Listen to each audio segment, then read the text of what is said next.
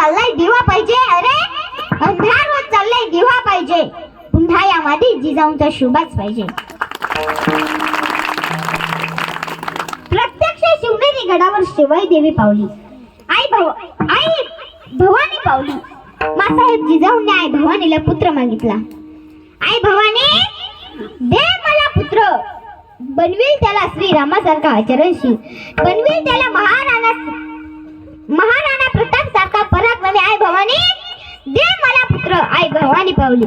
अनादि निर्गुण प्रगटली भवानी. अनादि निर्गुण प्रगटली भवानी.